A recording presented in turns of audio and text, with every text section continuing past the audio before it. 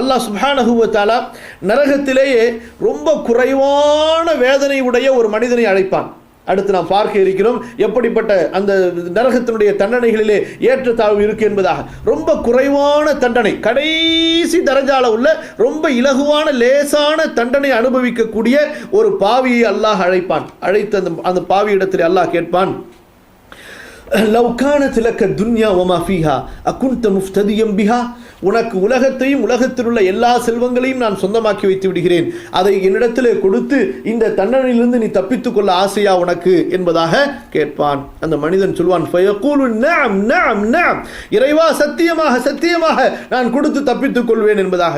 அப்போது அல்லாஹ் சொல்வான், அரத்து மின்க அஹ்வன மின் ஹாதா, அரத்து மின்க அஹ்வன மின் ஹாதா, இதைவிட லேசான ஒன்றை செய்ய சொல்லித்தான் நான் உனக்கு உலகத்தில் இருக்கும்போது கட்டளையிட்டேன்.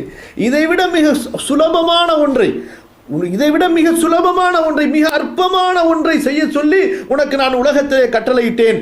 ஆனால் நீ எனக்கு இணை வைத்து விட்டாயே, ஆனால் நீ எனக்கு மறுத்து விட்டாயே. அல்லாஹு தஆலா இந்த உலகத்திலே நமக்கு கொடுத்திருக்கக்கூடிய சட்டங்கள், இந்த உலகத்தில் அல்லாஹ் ரப்புல் ஆலமீன் நமக்கு கொடுத்திருக்கக்கூடிய இந்த மார்க்கம் இருக்கிறது மிக இலகுவான மார்க்கம்.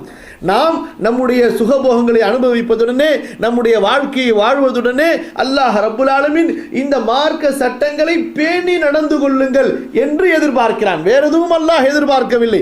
முற்றிலுமாக உலகத்தை புறக்கணித்து விட்டு காடுகளுக்கு சென்று விடுங்கள், துறவரத்தை மேற்கொள்ளுங்கள், சாப்பிடாதீர்கள், சாப்பிடாதீர்கள், குடிக்காதீர்கள் என்பதாக அல்லாஹ் ரப்புல் ஆலமீன் நமக்கு சொல்லவில்லை. சாப்பிடுங்கள், ஹலாலை சாப்பிடுங்கள், குடியுங்கள், ஹலாலை குடியுங்கள், சுகம் அனுபவியுங்கள், ஹலாலான முறையிலே அனுபவியுங்கள், கோடி கோடியாக சம்பாதித்துக் கொள்ளுங்கள், ஹலாலான முறையிலே சம்பாதித்துக் கொள்ளுங்கள். அல்லாஹ் ரப்புல் ஆலமீன் நமக்கு எந்த நெருக்கடியும் ஏற்படுத்தவில்லை.